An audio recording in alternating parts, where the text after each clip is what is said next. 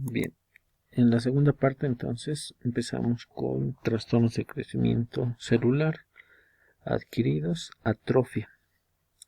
Atrofia es la disminución del tamaño celular y de su función. Si disminuye el tamaño de una célula, disminuye el tamaño del tejido y el tamaño del órgano.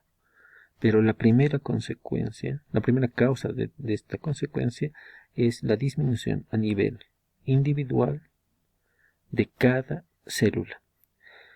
¿Cómo reduce de tamaño cada célula? Por pérdida, por disminución de sus componentes intracelulares y por ende disminución, pérdida de su función. Eso es atrofia. Entonces, un órgano reducido de tamaño se debe a que cada uno de sus componentes celulares ha reducido sus componentes intracelulares.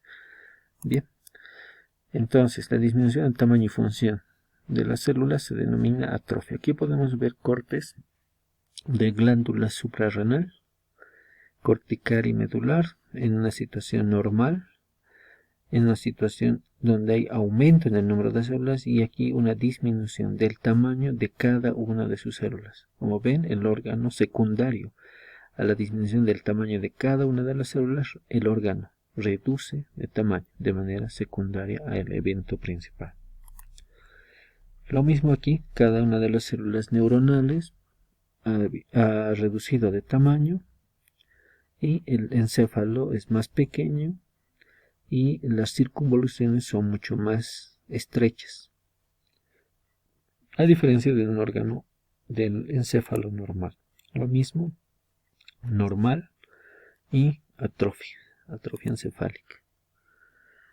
Aquí podemos ver fibras musculares normales en las que estamos señalando y reducidas de tamaño estas que están en medio, ¿de acuerdo? Entonces la reducción de los componentes intracelulares hace la atrofia celular. Bien, aquí otro ejemplo de encéfalo atrófico y normal, atrofia encefálica, atrofia cerebral. El tejido muscular también puede disminuir de tamaño. Hay muchas causas para la disminución de tamaño: falta de uso, falta de inervación, una denervación como en este caso, ¿de acuerdo? Una pérdida de la inervación por cualquier causa, sección, trauma medular, procesos inflamatorios originados por virus, falta de uso aquí, por ejemplo, si hay una fractura y se ha puesto una férula de yeso rígida, entonces este órgano, ese miembro no va a funcionar. Falta de uso va a hacer que disminuya cada una de las fibras musculares. Y aquí podemos ver en el recuadro, lo que pasa es que cada fibra muscular rosada que estamos viendo ha disminuido en tamaño, ha reducido su diámetro en su corte transversal y ha aumentado el tejido intersticial. Incluso puede aparecer tejido adiposo en medio. Bien, aquí clínicamente la eminencia tenar está claramente disminuida de tamaño por atrofia, en este caso por desnutrición, ¿no? Por falta de aporte de nutrientes. Puede ser por fracturas, por falta de uso, por pérdida de irrigación, por pérdida de inervación. Entonces las fibras musculares reducen su tamaño, reduciendo sus componentes intracelulares. Esto es normal y esto es atrófico. El riñón puede reducirse de tamaño, pero tendrá glomérulos, túbulos, asas de Henle, pero reducidas de tamaño, cada una de sus células. A eso se llama atrofia, es diferente a hipoplasia renal que habíamos explicado. Esto es un riñón normal. Como consecuencia de la atrofia de cada una de sus células, el órgano secundariamente reduce de tamaño. Bien. Miocardio. Un miocardio normal y un miocardio reducido de tamaño. Incluso puede tener manchas o máculas, por así decirlo, marrones. Pues hay de ahí el nombre de atrofia parda. La atrofia parda se debe aquí en el microscopio electrónico al depósito de ciertos pigmentos de color marrón, pardo, de ahí que se llama lipofucsina.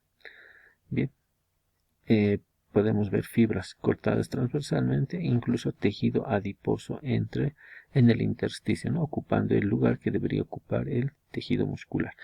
Obviamente este músculo ya no tiene la misma fuerza contráctil, no ha perdido la fuerza contráctil. Otro ejemplo de atrofia. En la mitad izquierda de la imagen podemos ver vellosidades normales, altas, formadas por pedículos, rodeadas por epitelio, y bueno, estas se profundizan en la lámina propia y forman las criptas, ¿de acuerdo?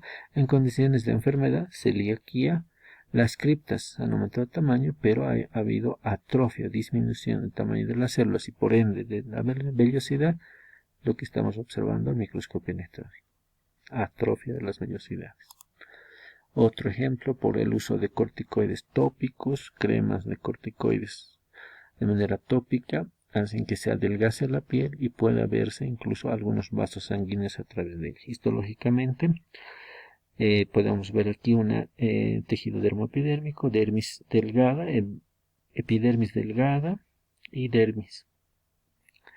Aquí mucho más reducida en espesor la epidermis, muy delgada por el uso de corticoides, atrofia cutánea, ya no tiene todas las, bueno, ya no se distinguen bien todas las capas, ¿no? Apenas llega a queratinizar, se hace más delgado. Atrofia cerebral por envejecimiento o por enfermedades como el Alzheimer, ¿no? Degenerativas. Otro. La causa de atrofia, también fuera de las causas que hemos mencionado, puede ser la falta de estímulo hormonal.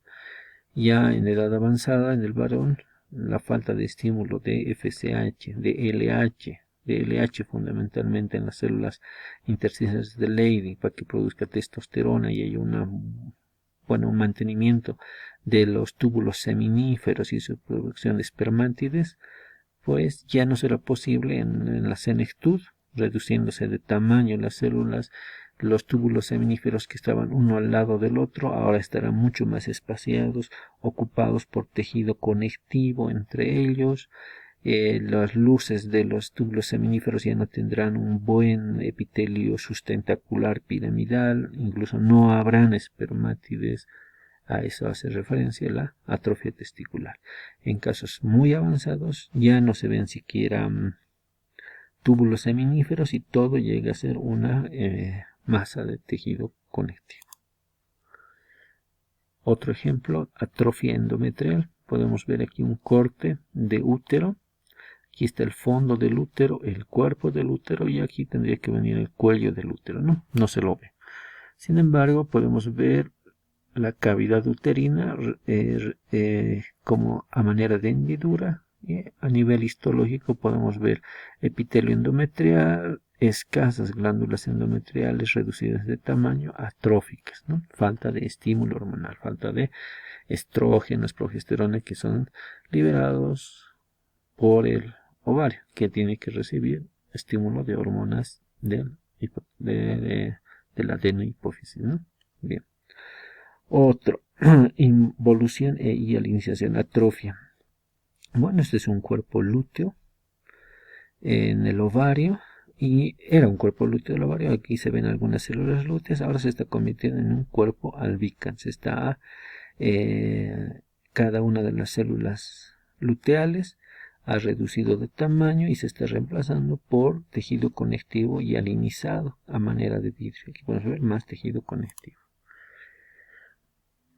Bueno, se sabe que hay diferentes maneras como reducir el componente intracelular de las células. Una de esas es la autofagia, es decir, formación interna dentro del citoplasma de vesículas con doble capa bilipídica que toman segmentos de organelas internas y que forman un fagosoma, un autofagosoma en este caso, donde este autofagosoma con enzimas líticas va destruyendo, va lisando componentes intracelulares propios, citoesqueleto, organelas, y los va reutilizando. Algunos los eliminan hacia el exterior, otros los reutiliza como energía en la misma célula que puede estar privada de nutrientes, de oxígeno, de glucosa, que no tenga un buen aporte sanguíneo, como son los márgenes de un foco de necrosis en el cerebro, o un foco de necrosis o infarto en el corazón, o un tumor que haya comprimido y el tejido normal comprimido por esa masa tumoral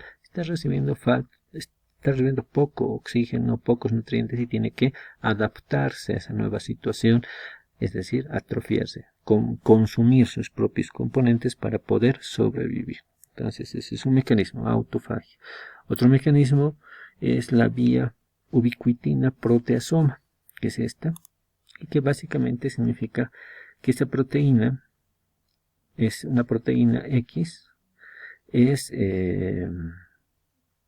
marcada con una molécula que se llama ubiquitina, en este caso ubiquitina activada. Esta proteína va a ser degradada, puede ser cualquier proteína del citosol, puede ser una proteína lesionada, como en algunos procesos patológicos. Se marca y esta proteína marcada va a actuar, va a ser metabolizada, catabolizada por un sistema enzimático de proteínas, proteasas. Estas van a alisar las proteínas en sus unidades más pequeñas, aminoácidos, para que se reutilicen en la célula ya como energía en este caso, y la ubiquitina se va a reciclar para nuevamente marcar otras proteínas a ser catabolizadas. Entonces esta es la vía ubiquitina proteasoma que explica la reducción de componentes intracelulares. Esas vesículas, los autofagosomas, al final muchas veces no pueden digerir todo el material, todo el componente que han fagocitado, y pues pueden acumular sustancias dentro de las vesículas dentro de los autofagosomas, que no se pueden reciclar y que tienen un tinte parduzco, el que se llama lipofucsina, ¿de acuerdo? Y que los podemos ver aquí con un tinte algo parduzco en el citoplasma de estos hepatocitos, por ejemplo, que están sufriendo atrofia por hipoxia en este caso. A eso se llama atrofia parda, ¿de acuerdo? Porque hay depósitos de lipofucsina. En el miocardio igual, miocardio con atrofia parda. Entonces estos gránulos de lipofucsina pardo se observan en el citoplasma de ellos. Son componentes residuales que no han podido determinarse de fagocitar. Aquí están los hepatocitos, igual que en el otro. Bien, atrofia parda. Hipertrofia, otro trastorno del crecimiento celular adquirido que se define como aumento en el tamaño de la célula. ¿A expensas de qué? A expensas de los componentes internos, intracelulares de célula, más organelas, más citoesqueleto celular, etc. Más líquido citoplasmático. Entonces aumenta el tamaño de la célula. ¿Para qué? Para adaptarse a un nuevo estrés, a una nueva función, a un nuevo requerimiento que así lo necesite ese tejido. Como dijimos antes, también se corresponde a un mecanismo de adaptación. Las células no necesariamente tienen que lesionarse y hacer necrosis. Pueden adaptarse y pueden adaptarse, como es en el caso del corazón, creciendo cada una de sus células, adaptándose a ese nuevo estrés. Por ejemplo, la sangre del ventrículo izquierdo debe salir a través de la válvula aórtica hacia la aorta. Imagínense que la aorta esté reducida de tamaño, la luz esté estenosada, o la válvula aórtica no se abra correctamente en el periodo donde debería abrirse, estenosis de la válvula aórtica. Entonces el miocardio del ventrículo izquierdo tiene que ejercer mayor tensión, manejar mayor presión para poder vencer esa estenosis, esa obstrucción, esa resistencia al paso de sangre hacia la aorta. Para ello tiene que adaptarse, tiene que obtener mayor fuerza contráctil, y para obtener mayor fuerza contráctil, y como las fibras musculares del corazón no se dividen, entonces se adaptan aumentando el componente citoplasmático relacionado con fibras de actina y miosina, es decir, más unidades sarcoméricas, para poder vencer esa tensión, ese estrés. Aquí podemos ver un corazón aumentado de tamaño, el corte transversal, el ventrículo izquierdo, el ventrículo derecho está relativamente de 0,8, 0,5 centímetros de espesor, pero el ventrículo izquierdo está bastante engrosado en su pared.